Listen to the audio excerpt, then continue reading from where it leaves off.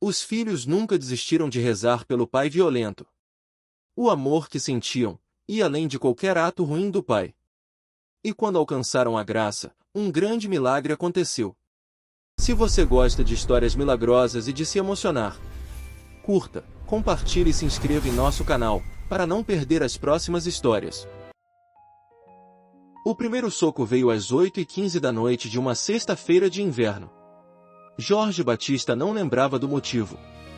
Na verdade, ele nunca lembrava dos motivos. O álcool apagava tudo, os gatilhos, as justificativas, as desculpas que sua mente bêbada inventava para transformar frustração em violência. Tudo o que ele sabia, quando acordou na manhã seguinte com a ressaca latejando em suas têmporas, era que havia sangue em seus punhos e um silêncio aterrorizado em sua casa. A esposa, Cláudia, estava trancada no quarto com os 2 filhos, Mateus de 8 anos e Isabela de 6. O olho esquerdo dela estava roxo, inchado, quase fechado. Os lábios estavam partidos. E nos olhos das crianças, escondidas atrás da mãe, havia algo que Jorge reconheceu mesmo através da névoa de sua ressaca: medo. Um medo absoluto, primitivo, de um predador que dormia no mesmo teto. O que aconteceu? Perguntou ele, a voz rouca. Cláudia não respondeu. Apenas segurou os filhos mais perto, como se seu próprio corpo pudesse ser escudo contra a criatura em que o marido se transformava quando bebia. Jorge olhou para as próprias mãos. Para o sangue seco. Para a prova inegável do que havia feito. E por um momento, um breve, terrível momento, ele sentiu nojo de si mesmo. Então a vergonha veio. E com a vergonha, a negação. E com a negação, a transferência de culpa. Se você não tivesse me provocado, começou ele. Era a mesma frase de sempre. A mesma justificativa patética que usava toda vez que o álcool o transformava em monstro. Era a culpa dela. Era a culpa do trabalho. Era a culpa de qualquer coisa, de qualquer pessoa, menos dele. Cláudia não discutiu. Há muito tempo havia aprendido que discutir só piorava as coisas. Apenas ficou ali, segurando os filhos, esperando que ele fosse embora. E ele foi. Foi para a sala, ligou a televisão, abriu outra cerveja, porque claramente o problema não era a bebida, e fingiu que nada havia acontecido. Era assim há 4 anos. Desde que Jorge havia perdido o emprego na metalúrgica. Desde que a frustração havia encontrado uma saída na garrafa. Desde que o homem que Cláudia havia amado, o pai que Mateus e Isabela haviam adorado, havia desaparecido, substituído por alguém irreconhecível. A família Batista estava se afogando. E Jorge não percebia que ele era água. Jorge nem sempre foi assim. Houve um tempo, que agora parecia pertencer a outra vida, em que ele era um bom homem. Não perfeito, não santo, mas bom. Trabalhador, dedicado, presente. O tipo de pai que jogava bola com os filhos no quintal, que ajudava com a lição de casa, que lia histórias antes de dormir. O tipo de marido que surpreendia a esposa com flores sem motivo, que assumia as tarefas domésticas sem reclamar, que dizia "eu te amo" todos os dias e realmente significava. Ele havia crescido pobre, filho de um alcoólatra que batia na mãe com a mesma regularidade com que o sol nascia. Havia jurado para si mesmo, ainda menino, que nunca seria como o pai. Havia trabalhado duro para construir uma vida diferente, uma família diferente, um legado diferente. E por 15 anos, conseguiu. O emprego na metalúrgica pagava bem. A casa, comprada a duras prestações, era modesta mais digna. As crianças estudavam em uma escola particular que ele e Cláudia faziam sacrifícios para pagar. A vida era boa. Simples, mas boa. Então veio a crise. Os cortes. A demissão. Aos 40 anos, Jorge se viu desempregado pela primeira vez na vida adulta. Mandou currículos, fez entrevistas, humilhou-se em empregos muito abaixo de sua qualificação. Nada. A idade era um problema. A crise era um problema. Ele era um problema. A primeira garrafa foi para aliviar o estresse. A segunda foi para esquecer os problemas. A terceira, a quarta, a 10ª, a 100ª, essas já não tinham justificativa. Eram simplesmente necessidade. Vício. Escravidão. E com o vício veio a transformação. O álcool não criou um monstro do nada. Ele desenterrou o monstro que Jorge havia herdado do pai, que estava escondido em algum lugar de seu DNA, esperando a oportunidade para emergir. A violência que ele havia jurado nunca reproduzir estava em seu sangue, e o álcool a libertou. A primeira vez que bateu em Cláudia, chorou de arrependimento por dias. Jurou que nunca mais aconteceria. Procurou ajuda, frequentou algumas reuniões de AA, ficou sóbrio por 2 meses. Então caiu de novo. E bateu de novo. E chorou de novo. E jurou de novo. O ciclo se repetiu tantas vezes que as promessas perderam o significado. Cláudia parou de acreditar nelas. Os filhos pararam de esperar o pai que conheciam. E Jorge parou de tentar. Havia se tornado seu pai. O círculo estava completo. Mateus e Isabela amavam o pai. Isso era o mais trágico de tudo. Apesar das noites de terror, apesar das manhãs de silêncio, apesar das marcas que viam no rosto da mãe, eles ainda amavam o pai.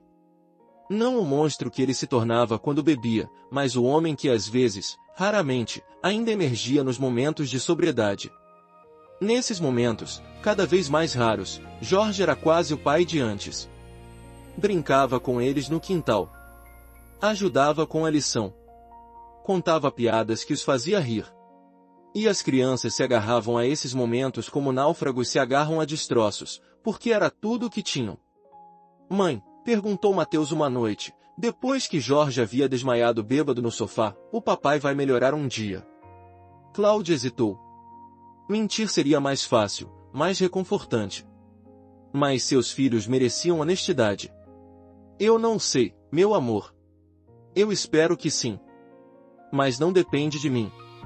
Depende dele. E se a gente rezar? A avó sempre dizia que Deus pode fazer qualquer coisa. A avó a quem Mateus se referia era a mãe de Cláudia, Dona Teresa, que havia morrido há 2 anos. Uma mulher de fé inabalável que havia passado os últimos anos de vida rezando pelo genro, acreditando até o fim que ele podia mudar. Não havia mudado. Rezar é sempre bom, disse Cláudia cuidadosamente. Mas às vezes, Deus responde de formas que a gente não espera. Mateus absorveu aquelas palavras em silêncio. E naquela noite, antes de dormir, fez algo que não fazia há muito tempo, rezou. Não uma oração elaborada. Uma oração de criança, simples e direta. Deus, por favor, traz meu pai de volta. O pai de verdade, não o outro. Eu sei que ele está lá dentro em algum lugar. Por favor, ajuda ele a encontrar o caminho de volta. Ao seu lado, na cama debaixo do beliche, Isabela ouvia. E em silêncio, juntou sua própria oração à do irmão. 2 crianças rezando pelo pai que as aterrorizava. 2 crianças que se recusavam a desistir do homem que amavam. 2 crianças que, sem saber, estavam prestes a presenciar um milagre. O ponto de inflexão veio 3 meses depois, em uma noite que deveria ter sido como todas as outras. Jorge havia bebido o dia inteiro. Uma garrafa de cachaça, seguida de cervejas, seguida de mais cachaça. Estava no nível de embriaguez em que o mundo se tornava um borrão hostil, em que cada som era uma provocação, cada olhar era um desafio. Cláudia havia tentado manter as crianças longe dele. Mandou-as para o quarto, disse para não saírem de jeito nenhum, trancou a porta. Mas Jorge ouviu. Ouviu os cochichos, os passos apressados, o clique da fechadura. E interpretou, como sempre interpretava, como conspiração contra ele. Abre essa porta! Os socos da madeira ecoaram pela casa pequena. Mateus e Isabela se abraçaram, chorando em silêncio, enquanto a mãe segurava a maçaneta com força, tentando manter a barreira entre seus filhos e a tempestade do outro lado. Jorge, por favor, você está assustando as crianças. Eu disse abre. Um chute. Outro. A madeira estilhaçou, a fechadura cedeu, e Jorge invadiu o quarto como uma força da natureza. O que aconteceu em seguida nunca deveria ter acontecido. Jorge avançou em direção a Cláudia, o punho erguido, os olhos vermelhos de fúria e álcool. Ela se encolheu, esperando o impacto, preparando-se para a dor. Mas o impacto nunca veio. Porque Isabela se colocou entre eles. A menina de 6 anos, pequena e frágil, colocou seu corpo de criança entre o punho do pai e a mãe. Ergueu os braços como se pudesse parar um furacão com as mãos. Papai, para. Por favor, para. Jorge congelou. A visão de sua filha, sua Isabela, sua princesa, a menina que ele havia segurado nos braços quando ela tinha apenas minutos de vida, parada na frente dele, aterrorizada mas corajosa, penetrou a névoa do álcool de uma forma que nada mais conseguirá. E Isabela? Papai, eu te amo. Eu amo você. Mas você está machucando a mamãe. Você está machucando a gente. Por favor, para. Atrás dela, Mateus também havia se levantado. O menino de 8 anos estava tremendo, lágrimas escorrendo pelo rosto, mas sua voz era surpreendentemente firme. Pai, a gente reza por você toda noite. Toda noite a gente pede para Deus trazer você de volta. O pai de verdade. O pai que a gente conhecia. Onde ele está, pai? Onde você colocou ele? Jorge olhou para os filhos. Olhou para a esposa encolhida atrás deles. Olhou para o próprio punho, ainda erguido, pronto para golpear. E alguma coisa dentro dele quebrou. Não há resistência, não há negação, não há justificativas que havia usado por 4 anos. Algo mais profundo. A blindagem que havia construído ao redor da vergonha, da culpa, da consciência de quem ele havia se tornado. Ele caiu de joelhos. E pela primeira vez em anos, Jorge Batista chorou de verdade. Não foram lágrimas de autocomiseração. Não foram lágrimas de desculpa calculada para evitar consequências. Foram lágrimas de um homem que finalmente se viu como realmente era. Um monstro. Não um homem bom com um problema de bebida. Um monstro que aterrorizava as pessoas que deveria proteger. Um monstro que havia transformado sua casa em prisão e sua família em reféns. Eu sou meu pai, soluçou ele, as palavras escapando antes que pudesse contê-las. Eu jurei que nunca seria ele, e me tornei pior. Me tornei pior. Cláudia não se moveu. Não sabia se era seguro, não sabia se era verdadeiro, não sabia se era mais uma performance para evitar consequências. Ela havia visto isso antes, o arrependimento momentâneo que evaporava com a próxima garrafa. Mas os filhos fizeram algo inesperado. Isabela se aproximou do pai ajoelhado e o abraçou. Mateus seguiu a irmã, envolvendo o pai pelo outro lado. 2 crianças abraçando o monstro que as aterrorizava. 2 crianças oferecendo amor quando o mundo diria que deviam oferecer medo. A gente está aqui, papai, disse Isabela. A gente não vai embora. A gente te ama, disse Mateus. Mesmo quando você é mau. A gente ama o pai de verdade que está aí dentro. Jorge chorou mais. Chorou até não ter mais lágrimas. Chorou até o álcool em seu sistema parecer evaporar, substituído por algo mais poderoso, a consciência devastadora do que estava prestes a perder. Me ajuda, sussurrou ele, tão baixo que quase não era audível. Por favor. Me ajuda. Eu não consigo sozinho. Eu tentei e não consigo. Eu preciso de ajuda. Era a primeira vez em 4 anos que ele admitia. E foi o começo de tudo. A recuperação não foi linear. Jorge se internou em uma clínica de reabilitação no dia seguinte. Passou 3 meses lá, enfrentando demônios que iam muito além do álcool. Descobriu, em terapia, que a violência era um padrão aprendido, um ciclo intergeracional que ele precisava conscientemente quebrar. Descobriu que o vício era uma doença, não uma falha moral, mas que isso não o absolvia de responsabilidade por suas ações. Os primeiros meses foram os mais difíceis. A abstinência física foi brutal, tremores, suores, alucinações. A abstinência emocional foi pior, enfrentar a realidade do que havia feito sem o amortecedor do álcool era uma tortura que por vezes parecia insuportável. Houve momentos em que ele quis desistir. Momentos em que o chamado da garrafa era tão forte que ele podia sentir seu gosto na língua. Momentos em que a vergonha era tão grande que morrer parecia preferível a viver com ela. Nesses momentos, ele pensava nos filhos. Na pequena Isabela, que havia se colocado entre ele e a violência, oferecendo seu corpo de criança como escudo. No corajoso Mateus, que havia perguntado onde estava o pai de verdade. E nas orações que eles faziam todas as noites, orações que ele só havia descoberto depois, orações que haviam sido levantadas ao céu por meses antes daquela noite que mudou tudo. Meus filhos rezaram por mim, dizia ele em reuniões de grupo, a voz quebrando. Rezaram quando eu não merecia nenhuma oração. Rezaram quando qualquer pessoa razoável teria desistido. O amor deles me salvou. Não o meu esforço, não a minha força de vontade. O amor de duas crianças que se recusaram a ver apenas o monstro. Quando saiu da clínica, Jorge não voltou para casa imediatamente. Não porque não quisesse, mas porque sabia que ainda não estava pronto.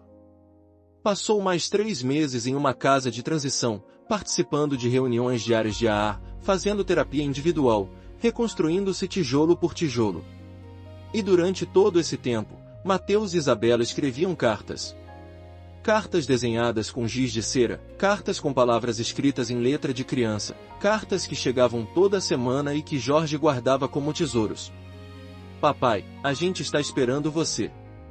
Papai, a gente tem orgulho de você. Papai, volta logo. A gente te ama. Cada carta era um lembrete de por que ele não podia desistir. Cada carta era uma oração materializada. Jorge voltou para casa 9 meses depois daquela noite. Era uma tarde de sábado, ensolarada, e Cláudia estava no portão com as crianças. Ela havia concordado em tentar de novo, não por fraqueza, não por dependência, mas porque havia visto algo nos olhos do marido durante as visitas supervisionadas que a fazia acreditar que desta vez podia ser diferente. Jorge parou no meio da rua, olhando para sua família. Mateus havia crescido nesses 9 meses. Estava mais alto, mais magro, com uma seriedade nos olhos que crianças de 9 anos não deveriam ter. Isabela ainda era pequena, mas havia algo de feroz nela agora, uma força que não estava lá antes. E Cláudia? Cláudia parecia cansada, mas também parecia ter paz. Uma paz que ele havia destruído por anos e que só agora começava a ser reconstruída. Papai! Isabela foi a primeira a correr. Jogou-se nos braços do pai, que a ergueu do chão e a segurou como se ela fosse a coisa mais preciosa do universo. Minha princesa, sussurrou ele. Minha princesa corajosa. Mateus veio depois, mais hesitante, a cautela de quem havia sido machucado demais para confiar plenamente. Mas quando Jorge estendeu a mão, ele a pegou. E quando Jorge o puxou para um abraço, ele não resistiu. Obrigado, disse Jorge, a voz embargada. Obrigado por não desistir de mim. Obrigado por rezar. Obrigado por acreditar que eu podia mudar. A gente sempre acreditou, papai, disse Mateus. A gente sabia que você estava lá dentro, em algum lugar. Cláudia se aproximou por último. Havia feridas entre eles que levariam anos para cicatrizar. Confiança que precisaria ser reconstruída passo a passo. Um histórico de violência que não podia ser apagado, apenas transformado. Mas ela estendeu a mão. E Jorge a segurou como se fosse uma tábua de salvação. Eu não vou prometer que vai ser perfeito, disse ele. Eu não vou prometer que nunca mais vou errar. Mas eu prometo que vou tentar. Todos os dias. Um dia de cada vez. Eu prometo que vou honrar a fé que vocês tiveram em mim. É só isso que eu peço, disse Cláudia. Um dia de cada vez. E juntos, os 4 entraram em casa. Os anos seguintes foram de reconstrução. Jorge nunca mais bebeu. Nenhuma gota, nenhum gole, nenhuma exceção. Frequentava reuniões de AA religiosamente, tinha um padrinho que ligava para ele todos os dias, havia construído uma rede de suporte que o ajudava nos momentos mais difíceis. Conseguiu um novo emprego, menor que o antigo, mas suficiente. Cláudia voltou a trabalhar também, e juntos, conseguiram estabilizar as finanças que haviam destruído durante os anos de crise. Mas a maior transformação não foi financeira. Foi relacional. Jorge se tornou o pai que seus filhos sempre haviam merecido. Estava presente em reuniões de escola, em apresentações de teatro, em jogos de futebol no quintal. Ajudava com a lição, lia histórias antes de dormir, abraçava as crianças todos os dias. Cada gesto era uma reparação. Cada momento era uma promessa renovada. Com Cláudia, a jornada foi mais longa. A confiança não se reconstrói em meses, e as cicatrizes, tanto físicas quanto emocionais, não desaparecem por decreto. Houve terapia de casal, conversas difíceis, momentos em que parecia que não ia dar certo. Mas deu. Aos poucos, o amor que havia sido soterrado sob camadas de dor começou a ressurgir. Não o mesmo amor de antes, esse havia sido destruído, mas um amor novo, mais maduro, forjado no fogo do sofrimento e da escolha deliberada de reconstruir. No 10º aniversário de sua sobriedade, Jorge se levantou diante de uma sala cheia de pessoas em uma reunião especial de há 10 anos. Disse ele, eu era um monstro. Batia na minha esposa. Aterrorizava meus filhos. Estava destruindo tudo que eu dizia amar. E eu achava que não tinha salvação. Achava que alguns poços são fundos demais para sair. Ele fez uma pausa, olhando para Cláudia, Mateus e Isabela, que estavam na plateia.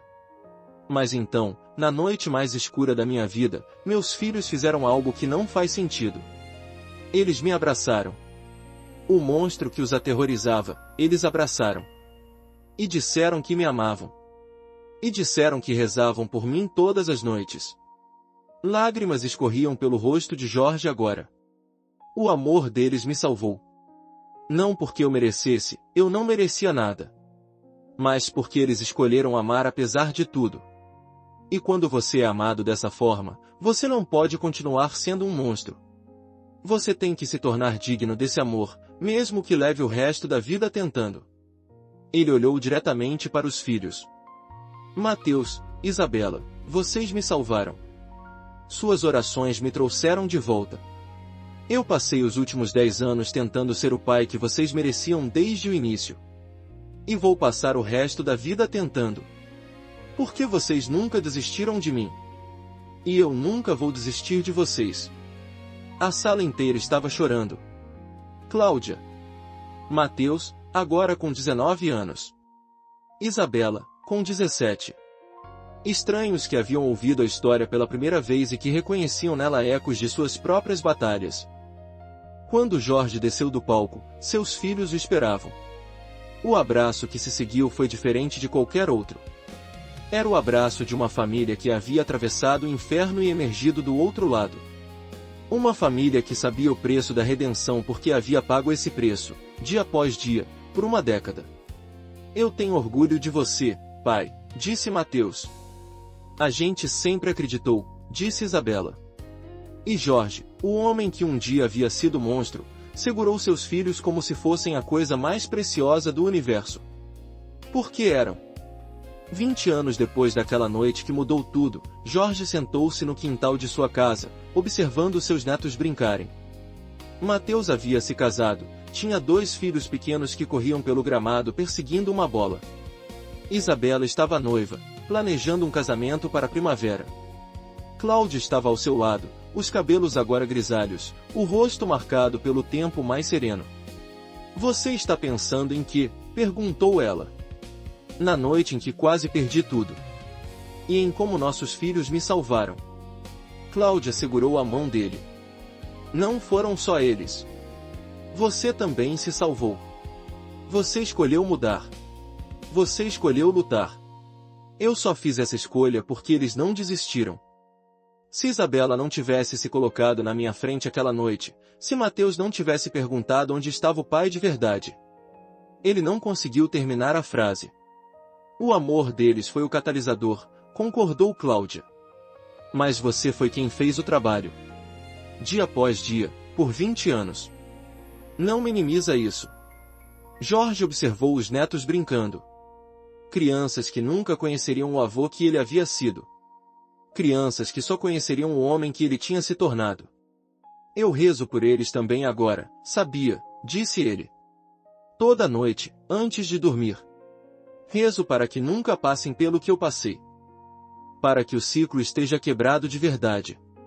Está quebrado, disse Cláudia com certeza. Mateus é um pai maravilhoso. Isabela vai ser uma mãe incrível. Eles aprenderam com seus erros, mas mais importante, aprenderam com sua redenção. Jorge sorriu, o primeiro sorriso verdadeiramente leve que ele se permitia quando pensava no passado.